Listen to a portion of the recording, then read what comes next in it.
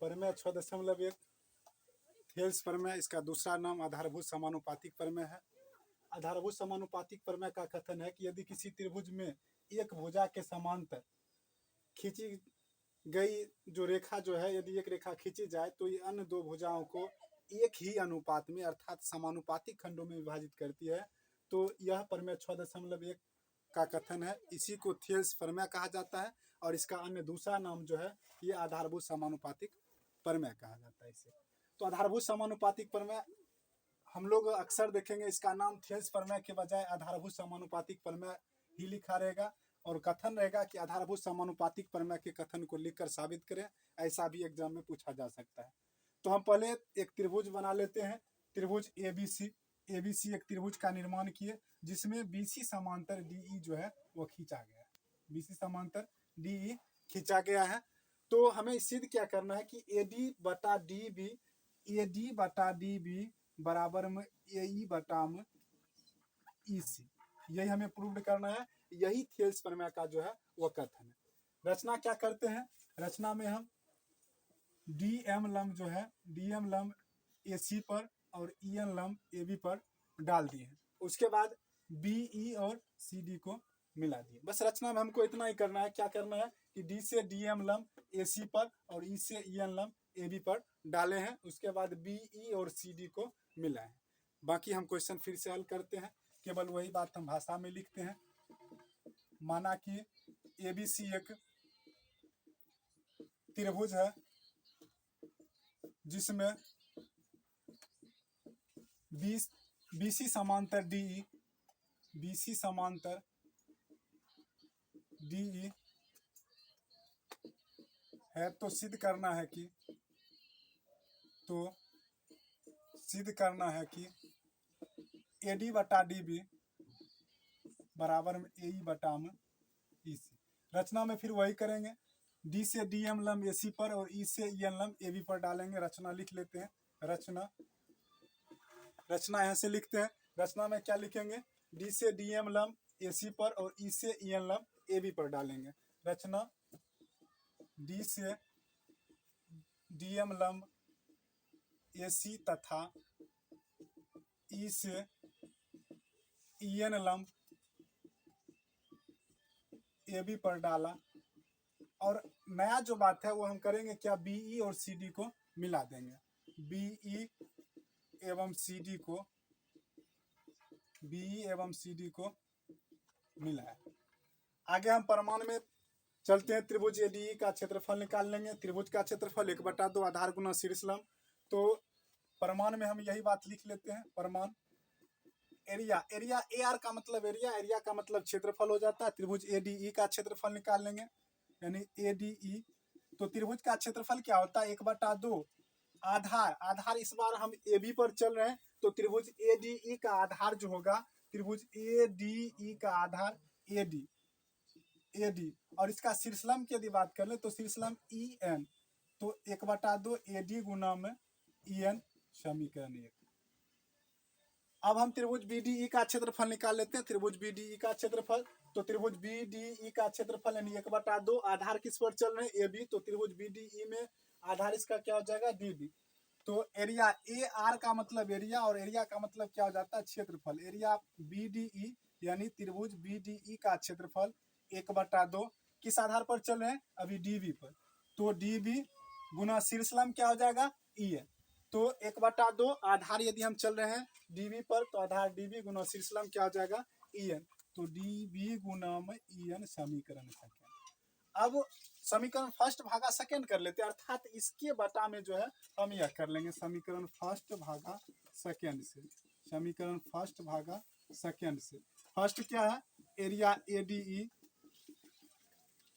बराबर में क्या है, 1/2 आधार एडी गुना शीर्षलंब ई एन। सेकेंड क्या है, हम बटा में कर रहे हैं, भाग दे रहे हैं, भाग का मतलब बटा में हो जाता है। तो एरिया क्या है, बीडीई बराबर में, बराबर वही है 1/2 आधार क्या है इसका, डीबी गुना शीर्षलंब ई एन।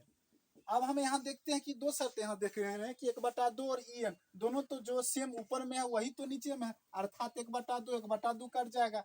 EN ऊपर से यहाँ से EN कट जाएगा, तो यहाँ बचा क्या, AD बटा DAB, AD बटा DB।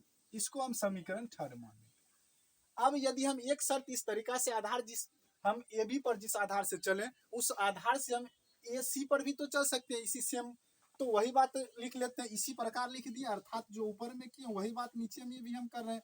इसी प्रकार ADE एरिया ADE बटा एरिया, ध्यान रखो यहाँ त्रिभुज CDE के बारे में हम कर रहे हैं, त्रिभुज CDE का क्षेत्रफल निकाल रहे हैं, तो एरिया CDE बराबर में क्या होगा 1/2। अब फिर यहाँ से देखने यहाँ से जो हम लोग देखेंगे कि आधार किस पर चल रहे हैं, AC पर। AC में अभी किसके, त्रिभुज ADE के बारे में, तो त्रिभुज ADE का आधार यहाँ क्या हो जाएगा AE, त्रिभुज ADE का आधार AE गुना शीर्ष लंब DM। अब बटा में क्या कर रहे हैं 1/2। त्रिभुज CDE का आधार क्या हो जाएगा EC, त्रिभुज CDE का आधार EC गुना शीर्ष लंब जो है यही DM हो जाएगा। फिर हम यहाँ देखते हैं 1/2 यहाँ भी 1/2 यहाँ भी है, यह भी कट जाएगा, DM यहाँ भी है, DM यहाँ भी है, यह भी कट जाएगा। तब हम यहाँ से निष्कर्ष जो निकाल लिए हैं कि AE बटा EC प्रूव आ गया, यहाँ से AE बटा EC निकल आ गया। समीकरण इसको हम लोग 4 कर लेते हैं। अब इससे पहले क्लास 9 में हम लोग पढ़ चुके हैं कि एक ही आधार एवं समान समांतर रेखाओं के बीच स्थित दोनों त्रिभुज के क्षेत्रफल आपस में बराबर होते हैं। तो इस आधार से यदि हम देखें तो त्रिभुज BDE और त्रिभुज CDE एक ही आधार DE, एक ही आधार DE एवं समान समांतर रेखा DE एवं BC के मध्य स्थित है, DE एवं BC के मध्य स्थित है। तो इस आधार से यदि हम देखें तो त्रिभुज BDE का क्षेत्रफल और त्रिभुज CDE का क्षेत्रफल आपस में बराबर हो जाएगा। वही बात हम केवल लिख लेते हैं, क्योंकि एक ही आधार एवं समान समांतर रेखा, समान समांतर रेखा के बीच स्थित दोनों त्रिभुज के क्षेत्रफल, स्थित दोनों त्रिभुज के क्षेत्रफल, दोनों त्रिभुज के क्षेत्रफल आपस में बराबर होते हैं, आपस में बराबर होते हैं। इसीलिए एरिया, ध्यान यहाँ देना है कि त्रिभुज BDE और त्रिभुज CDE यह दोनों त्रिभुज है, तो BDE का जो क्षेत्रफल होगा वही त्रिभुज CDE का क्षेत्रफल हो जाएगा, अर्थात ये दोनों आपस में बराबर है। हम 4 तक मान लिए, अब इसीलिए समीकरण 5 हो जाएगा। अब यहाँ से हम देखते हैं कि जब हम त्रिभुज ADE का क्षेत्रफल निकाले हैं और BDE का बटा में किए तो area ADE by area BDE जो निकला था वह AD बटा DB निकला था। यहाँ से हम ADE का क्षेत्रफल यहाँ भी है, ADE का क्षेत्रफल यहाँ भी है, तो बात वहां तो है, और फिर BDE का जो क्षेत्रफल है वही CDE के क्षेत्रफल के बराबर में है, अर्थात यही बात हम लिख दे समीकरण 3, 4 एवं 5 से। समीकरण 3, 4 एवं 5 से तो हमें डायरेक्ट निकल कर आ जाएगा कि AD बटा DB बराबर में AE बटा में EC, यही हमें प्रूव करना था। तो यहाँ से फिर से एक बार हम देख लेते हैं कि यह जो थेल्स प्रमेय है, थेल्स प्रमेय को आधारभूत समानुपातिक प्रमेय भी कहा जाता है। और इसके अंतर्गत यदि देखें तो क्वेश्चन प्रमेय का जो कथन है, यदि किसी त्रिभुज में एक भुजा के समांतर, अर्थात यहाँ BC के समांतर जो है वह DE खींच लिए, तो सिद्ध क्या करना कि AD बटा DB बराबर में AE बटा EC, अर्थात ये जो समानुपातिक खंड जो होता है ये इस भुजा का समानुपातिक जो होगा इस भुजा के बराबर में होगा। रचना में क्या किए थे, D से DM लंब AC पर डाले थे और E से जो है EN लंब जो है AB पर डाले थे, और उसके बाद BE और CD को मिला दिए थे। यहाँ तक किए थे। परिमाण में त्रिभुज का क्षेत्रफल, त्रिभुज की यदि क्षेत्रफल की यदि बात कर ले तो त्रिभुज का क्षेत्रफल क्या होता है 1/2 आधार गुना शीर्ष लंब। त्रिभुज का क्षेत्रफल 1/2 आधार गुना शीर्ष लंब। आधार गुना शीर्ष लंब से अंतर्गत आधार गुना शीर्ष लंब के अंतर्गत यदि हम देखें तो त्रिभुज ADE का क्षेत्रफल 1/2 आधार, इस बार हम AB पर चल रहे हैं तो इस त्रिभुज ADE में आधार जो होगा वह AD होगा और शीर्ष लंब क्या हो जाएगा EN। 1/2 आधार AD गुना शीर्ष लंब EN, समीकरण फर्स्ट की निकाल लिए थे। इसी प्रकार हम त्रिभुज BDE की निकाले 1/2, चूंकि आधार इस बार हम AB पर चल रहे हैं तो आधार है DB गुना शीर्षलंब EN। समीकरण 2 निकाल लिए। समीकरण फर्स्ट भागा सेकंड से कर लेते हैं। तो समीकरण फर्स्ट भागा सेकंड से बस इसी को हम सेम बीच में क्या करते हैं, बटा देकर लिख लेते हैं। सेम यही बात यहाँ लिखा गया है, बाकी इसमें और कुछ किए नहीं है, सिर्फ बटा करके जो है वह लिख लिए। यहाँ देखते हैं कि 1/2 यहाँ भी है, यह भी मतलब कट जाएगा। EN यहाँ भी है, यह भी कट जाएगा। तो निकला क्या, AD/DB। यह समीकरण 3 निकाल लिए। अब यदि यहाँ से हम देखें तो जो बात यहाँ हम जिस प्रकार से लिखे हैं वही बात हम इस आधार पर चल लेते हैं। इस आधार पर चलने के बाद हमें यही बात निकल कर आएगा।